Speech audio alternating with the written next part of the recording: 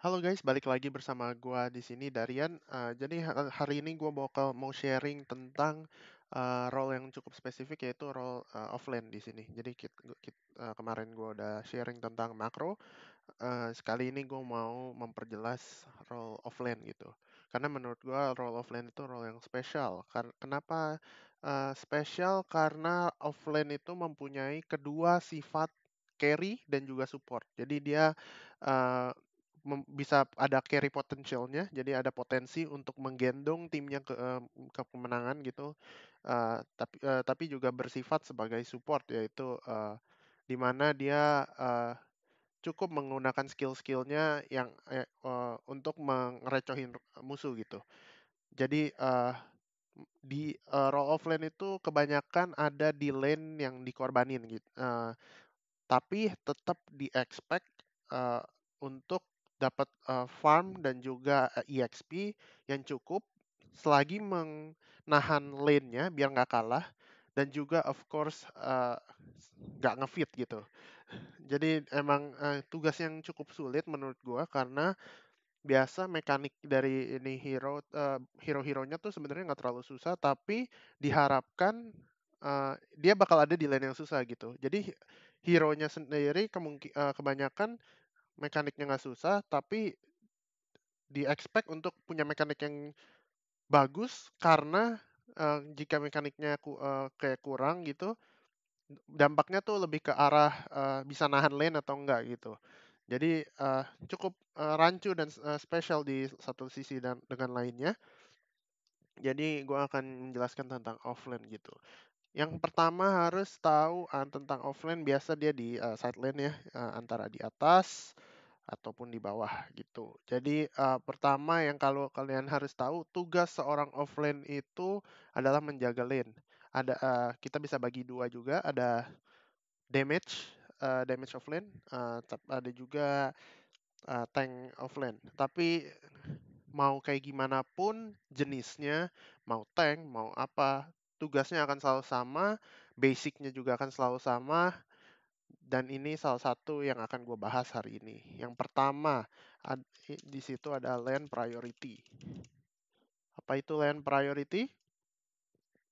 Uh, jadi lane priority ini adalah uh, kalian memprioritaskan lane kalian ketimbang ngeroam gitu. Jadi kalian ada di lane mana, kalian prioritasin sama minion wave yang kalian punya di lane tersebut gitu. Jadi misalnya ada wave tapi ada perang, kalian tetap harus prioritasin lane dulu baru kalian bisa join perangnya. Itu lane priority. Jadi kalian harus fokus, tugas kalian sebenarnya cukup simpel kalau di dalam kepala, yaitu nge-push wave minionnya ke enemy turret, jadi bisa bikin Anda nge-roam gitu. Itu basicnya banget dari sebuah offline. Tapi di sini nanti gue juga akan bahas gimana jenis-jenis, gimana caranya nge-push selain clear wave aja gitu. Jadi itu tugas pertamanya, itu dia harus prioritasin lane-nya terlebih dahulu, ketimbang gabung untuk team fight. Dan yang kedua yang mau gue bahas adalah ROM timer. Di sini salah satu basicnya kalian harus ingat, uh, ROM timer. Ya, ya, di sini aja. Oke.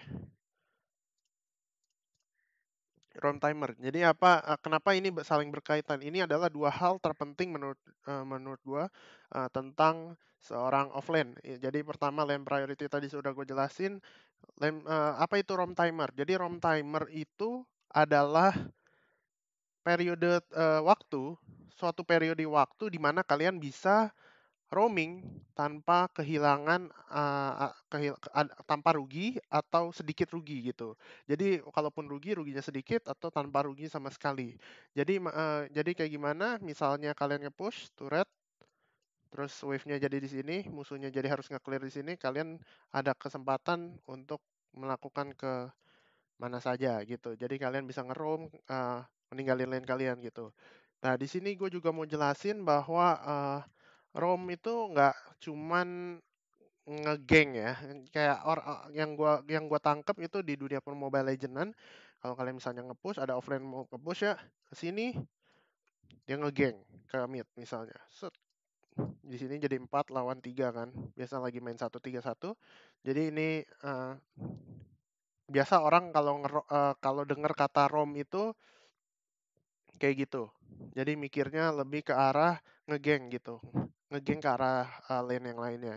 Padahal itu belum tentu seperti itu. Jadi eh, ROM tuh ada banyak jenis ya. Pertama, kalian bisa buat invade.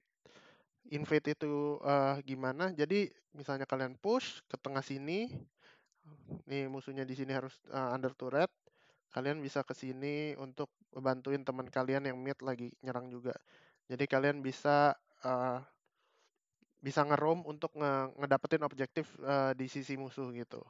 Jadi itu pertama, satu invade, roam bisa satu buat invade, satu lagi kalian bisa geng seperti yang kita udah tahu biasanya orang ngegeng. Jadi di sini 4 lawan 3 bisa menangin team fight di tengahnya, menangin team fight terus nanti bisa dapetin objektif, bisa invade, bisa dapetin turret dengan segala macamnya karena yang satu ini bakal telat buat nge-backup ya. Jadi gitu. Terus satu lagi ada jenis ROM adalah nge-trap. Gimana nge-trap itu? Ini menurut gua salah satu eh, yang masih jarang dilakukan ya. Biasa kalau kita udah nge-push, kita bakal ke jungle, bakal farming hijau atau yang tadi kayak gue bilang kita bakal ke arah tengah untuk ngegeng. Tapi salah satu yang bisa dilakukan adalah nge-trap. Nge-trap itu gimana? Nge-trap itu kalian sebenarnya nggak jauh-jauh dari lane kalian, tapi kalian bakal bikin advantage dari roam timernya kalian itu tersebut. Jadi uh, misalnya kita ganti dah. Kita dari arah musuh ya. Kita dari arah musuh begini, kita nge-push, musuhnya bakal nahan di sini kan. Ini satu orang. Kita akan pura-pura balik, tapi sebenarnya kita nunggu di sini. Dan ketika dia udah nge-clear wave yang di sini tersebut, nanti dia misalnya mau nyusul ke mid, dia bisa lewat sini. Ketika pas lewat sini, yang dari sini bisa lempar skill untuk ngehajar di sini. Nanti darahnya akan berkurang dan dia bakal balik lagi ke lane karena dia kalau ke tengah bisa saja malah mati gitu. Jadi ini juga bersifat untuk ngalahin orang. Bahkan ini bisa juga kalau yang lebih greedy lagi dia ngumpetnya di sini langsung, jadi benar-benar ngalangin ini orang biar nggak ngegeng setelah nge-clear gitu, nggak ada follow up. Nah di situ begitu misalnya ketemu nanti dibonyokin. Kalau udah dibonyokin nanti dapat advantage, misalnya bahkan bonyoknya sampai parah dia harus recall. Ketika udah recall wave yang baru datang lagi ke sini, nanti dia bakal menang clear lagi. Ketika menang clear dia bisa dapat roam timer lagi gitu. Jadi banyak banyak benar-benar banyak banget yang bisa dilakukan sebagai seorang offline sebenarnya, walaupun kelihatannya cuman ya satu lawan satu, pukul-pukulan, nge-clear enggak. Sebenarnya nggak cuman begitu aja gitu. Sebenarnya teori dan knowledge mindsetnya harus lebih ke arah wave. Jadi wave management ada itu yang mau gua ajarin juga untuk hari ini karena offline seperti yang tadi kita udah bahas. Oh ini tentang wave banget ya, semuanya tentang wave, dorong dorong wave, tahan wave gitu gitu-gitu. Jadi pertama ada teknik wave yang mau gua ajarin, yaitu yang pertama tuh slow push, yang kedua tuh freeze. Oke. Jadi apa ini slow push, apa itu freeze? Jadi gua bakal gambarin di sini. uh, gue bakal biru merah sedikit. Oke. Jadi misalkan wave akan bertemu di sekitar sini kan, anggap saja begini ada pasukan-pasukannya kan ya. Oke, jadi ini wave-nya akan bertemu di tengah-tengah gitu. Nah slow push itu adalah ketika kalian punya minion wave advantage yang bikin wave kalian tuh nge-push ke arah musuh pelan-pelan. Kuncinya itu ya, pelan-pelan ya, dan sedikit. Jadi punya sedikit advantage. Kalau kalian punya advantage banyak, nanti push-nya jadi cepat, nggak slow push namanya. Oke, jadi fast push nanti. Jadi slow push itu adalah ketika kalian punya minion wave advantage sedikit yang bikin wave-nya udah pasti menang dan menuju ke arah musuh. Contohnya gimana? Contohnya adalah misalnya kalian Guinevere, kalian cuma cukup skill satu ini nanti misalnya darah kan 100 kan misalnya anggapnya. Nah, terus darah musuh kalau kalian skill 90. Jadi otomatis ini udah pasti lebih besar sehingga minionnya kita kalau ngelawan minionnya dia dengan jumlah yang sama akan menang. Jadi secara otomatis dan secara logika wave-nya akan pelan-pelan nge-push ke arah sana. Jadi ketika wave-nya akan nge-push ke arah sana sedikit, misalnya Guinevere-nya lagi roaming gitu, nanti ada wave tambahan baru yang maju dari belakangnya, tambahan ke sini. Misalnya wave yang depannya aja udah mati, bakal ada sisa misalnya kayak katapult ataupun range minion. Jadi nanti jadi begitu begitu ngedorong ke arah sini, itu bakal ada 5. Jadi tiga melee dari mungkin dari yang baru, terus ada 2 dari yang eh, da- satu yang lama, satu yang baru gitu. Jadi itu slow push ya. Lebih lebih ke arah bisa dibilang ngelecetin ya. Istilah kasarnya tuh ngelecetin minion wave-nya. Dan kalian misalnya ada katapult, kalian juga bisa bunuh katapultnya. Jadi kalian nge-clear tapi jangan nge-clear semua wave-nya sorry, tapi nge-clear bagian belakangnya aja. Jadi kalian nge-clear katapultnya aja, jadi nanti bisa kedorong. Dan ini mungkin di laning stage nggak gitu terlalu kelihatan. Kenapa? Karena yang kayak gini-gini biasa kan ada musuhnya juga gitu kan. Tapi musuhnya, maksudnya, oke. Jadi ada musuhnya. Nah ini orang, gue gambar kayak orang aja biar gampang bedainnya. Nah, kan bakal ada musuhnya. Jadi dia akan nge-clear juga kan. Jadi itu yang bagian susah di laningnya.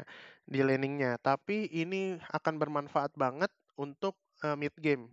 Kenapa? Karena mid game kebanyakan kita nggak bakal ketemu face to face gini. Ini bakal sesuatu yang bakal jarang banget. Dan kalian harus ingat kalau namanya kalian mau nge-push dan ngasih pressure map ke musuh, itu kalian harus lewatin titik sungai ini ya. Jadi minionnya kalau udah lewat dari titik sungai ini berarti kalian udah ngasih pressure bahwa ke musuh bahwa ini tuh sebenarnya harus di-clear sama orang. Jadi dia harus ngirim orang ke arah sini untuk protect buat nge-clear ini. Tapi harus lewat dari sungai. Kenapa? Karena kalau nggak lewat dari sungai nggak ada keharusan untuk orang ngedefend itu saat itu juga gitu. Jadi misalnya ini di sini, terus ketemunya di sini, ya orang cuek gitu. Ya musuhnya bakal tetap kayak, oh ya udah di atas masih jauh, nggak keturet dua gua, nggak bakal kenapa-napa gitu. Oke, jadi slow push kayak gitu.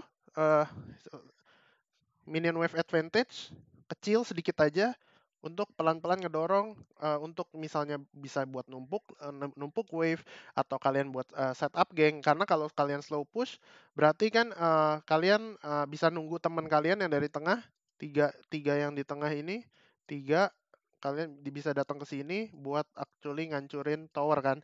Jadi itu juga bisa bisa bisa dilakukan. Jadi pertama slow push itu buat apa? Bisa buat numpuk wave, buat dorong sendirian, ngasih pressure ke musuhnya bahwa wave-nya gede, numpuk dan harus di-clear. Yang kedua adalah setup geng buat bantuan dari teman kalian yang ada di tengah. Itu untuk slow push gitu. Jadi yang ketiga yang mau gue bahas selanjutnya adalah freeze. Masih dengan hal yang sama, freeze adalah kondisi di mana minion wave-nya itu berhenti berhenti dan tidak bergerak di satu titik. Jadi misalnya kayak gini, ini contohnya adalah kalau kalian punya wave yang sama dan dua-duanya tidak tersentuh oleh musuh, itu akan namanya freeze. Jadi itu akan bikin suatu beku lah, dia dia diem aja di situ karena dia pukul-pukulan aja dan jumlahnya sama, dan kalau kita biarin dia akan saling bunuh gitu.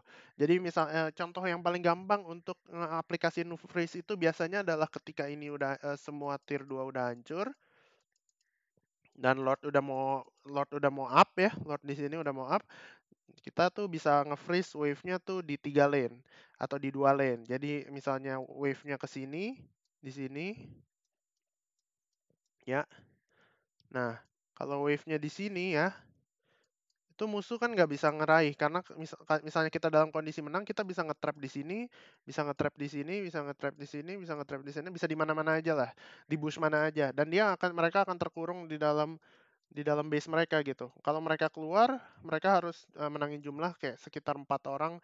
Kalau mereka keluar, kita bisa sergap bareng-bareng dari segala penjuru karena kita lagi menang di situ. Jadi kunci kunci freezing itu adalah maksa dia keluar ya atau ngurungin dia. Karena selama ini yang gue perhatiin dari player-player Mobile Legend, mereka pengen ngurungin orang, tapi wave-nya didorong terus. Jadi wave-nya tuh didorong terus ke sini. Semua 3 lane, 3 lane, 3 lane. Itu wave itu kan duit ya. Wave itu gold kan, sumber pencaharian. Itu MM musuh yang lagi miskin makin kaya gara-gara dia bisa di dalam turret leha-leha. Oke, gue farming, wave-nya akan ke gue anyway, nggak bakal kenapa-napa. Jadi seneng banget gue jadi musuhnya gitu kan. Tapi dengan teknik freeze ini, itu kalian bisa bikin musuhnya terkurung di dalam base karena kita hilang semua dari map. Mereka takut keluar, tapi nggak ada wave sama sekali. Wave-nya tuh nyangkut di sini, dan juga di sini. Jadi musuhnya nggak bakal bisa keluar. Kalaupun dia maksain keluar, kita tinggal sergap semuanya langsung. Dan itu akan berdampak buruk untuk mereka karena karena mereka akan kehilangan. Kalau misalnya mereka kehilangan 3 terus kita masih menang 4 gitu, masih menang jumlah, mereka bakal bonyok dan harus reset, kita dapat reloadnya secara gratis. Jadi itu salah satunya namanya freeze. Terus ini teknik tuh buat apa sih sebenarnya? Jadi kalau ditanya itu, ini teknik tuh bisa digunakan untuk nge-create yang namanya ROM timer tadi yang gue jelasin, sehingga kalian walau nge-freeze atau slow push, kalian bisa ada waktu untuk nge-ROM ya. Jadi misalnya kalian nggak nge-freeze, kalian uh, nge-push wave-nya sampai sini nih misalnya. Iya, wave-nya di sini. Berarti kan mereka ada keharusan kan karena udah lewat dari sungai, mereka ada keharusan untuk nge-defend. Mereka bakal kirim 1 orang, sedangkan ya orang kita yang di sini nge-create ROM timer buat dia untuk bantuin yang lain. Jadi di sini jadi bakal +1, di sini -1 gitu. Jadi mereka akan -1, kita akan +1 untuk team fight-nya. Jadi bisa dia melakukan sesuatu di situ, bisa bisa invade buff-nya yang di sini dari sisi yang lebih berjauhan, atau dapetin objektif yang di sisi map yang lainnya. Itu lebih enak gitu dengan adanya teknik-teknik ini. Oke. Jadi terus bakal nanya, kalau hero kita kalah gimana di lane gitu kan? Apa yang bisa kita lakukan? Jadi kalau kita kalah sebagai offlaner di lane itu, ada 2 sebenarnya yang bisa kita lakukan, walaupun lumayan risky ya. Menurut gua kalau udah kalah, daripada kalah kita mendingan take risky play yang sedikit risky tapi calculated risk ya. Misalnya kita main Chow sama Jowhead, itu kan sebenarnya match up seri ya. Jadi kayak itu tergantung skill kalian, siapa yang lebih jago gitu. Tapi misalkan skill musuh, misalnya kita pakai Chow, musuhnya pakai Jowhead. Terus Jowhead musuh ternyata lebih jago dari kita kan gitu kan. Terus Chow-nya sekarat terus, kalah kalah kalah dalam artian susah banget untuk trading damage. Nah, itu apa yang bisa dilakukan adalah, pertama adalah poke. Tuh poke. Jadi poke itu apa? Itu kayak nyicil namanya ya. Nyicil, kalau di bahasa Indonesia tuh namanya nyicil. Jadi kalian kasih damage kecil-kecil gitu, yang bikin mereka lumayan itu. Tapi harus dilakukan poke yang paling aman. Poke musuh ketika aman. Gimana ketika aman, misalnya wave-nya baru ketemu, kalian tahu musuhnya nggak ada skill sama sekali, dia misalnya kayak Jawhead-nya udah skill 1 skill 2, itu kan kondisi kalian aman, kalian nggak bisa diapa-apain kan. Jadi kalian misalnya pakai Chow bisa skill 2 pukul, skill 1 ambil kabur, ambil damage dia. Nah, itu poke yang musuh ketika aman. Di situ kalian bisa mencoba untuk bikin kalian menang lane-nya lagi gitu. Yang kedua itu adalah Tin the Wave. Tin the Wave. Seperti kata-katanya, tin itu dikurusin ya, ditipisin gitu maksudnya. Jadi minion wave-nya itu pelan-pelan ditipisin. Jadi kenapa harus ditipisin ketika walaupun kalah? Jadi kalau wave-nya masih penuh dan sehat walafiat, kalian akan sangat berpotensi untuk digeng. Jadi misalnya di sini kalian satu orang bakal ngedef wave yang sehat gitu, wave yang nggak kena damage sama sekali. Kalian akan bisa disergap dari mana dari segala arah gitu. Ini akan segala maju, kalian akan kepres dan kalian akan mati dan di dive gitu. Jadi ini sebagai anti dive. Jadi kalian akan cara-cara ini poke dan juga tin the wave, poke dan tin the wave ini adalah cara biar kalian nggak mati ketika ngedefend tower ya. Jadi kalian cicil-cicil musuhnya, jadi musuhnya sedikit nggak sehat, kayak misalnya bonyok kayak seperempat darah, nggak full HP, dan kalian udah ngedamage wave-nya juga, jadi wave-nya bisa kalian bantu clear secara cepat pas ada towernya, dan itu uh, bikin kalian ngerugiin musuhnya karena musuhnya nggak bisa ngedive 4 orang ke arah kalian gitu. Jadi untuk hari ini itu aja, cukup singkat, nggak banyak-banyak. Itu untuk tugas seorang offline, tips jadi offline-nya itu kayak gimana, cara mainnya kayak gimana, udah dijelasin. Jangan lupa buat follow sosial media gue, ya ada di Instagram dan juga Facebook di situ. Dan juga jangan lupa like videonya kalau emang kalian suka, kalian subscribe dan juga kalian komen di bawah ini video-video kayak gimana sih yang kalian sebenarnya pengen, karena karena gue juga akan memberikan apa yang kalian sebenarnya suggest gitu. Kayak oke, that's it. See you in the next video. Bye bye.